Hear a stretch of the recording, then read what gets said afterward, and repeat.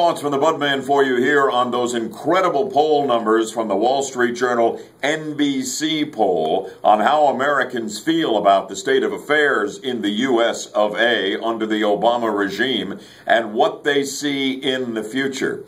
The most noteworthy number to me, 76%, this is an all-time high, 76% of Americans polled do not believe that life will be better for their children than it is for them. This has always been something that has been fundamentally American, believing that things will be better. We will leave things in better shape for the next generation than we have them now, and that our generation is doing better than the one before it. And now, 76% of the American people don't see it that way. What's behind that number? And the number, 71%?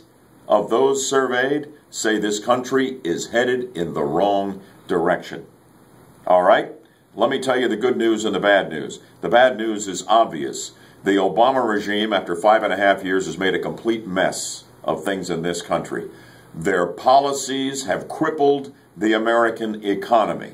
On the world stage, the president has pulled America back, and the world, as a result, is descending into chaos. Like nature abhors a vacuum, we've created a vacuum on the geopolitical scene, and it is being filled by a host of bad actors, from ISIS to Al-Qaeda to Hamas to Hezbollah, you name it, and that's only going to get worse under the Obama regime policies. The good news, I'll rave about this in my Rant and Rave video here, is that America is incredibly resilient, unlike any other country we have ever seen. If we can just come to our senses, embrace conservative Tea Party principles, and put people who stand for these things in office, in Congress, and at 1600 Pennsylvania Avenue, America can come roaring back.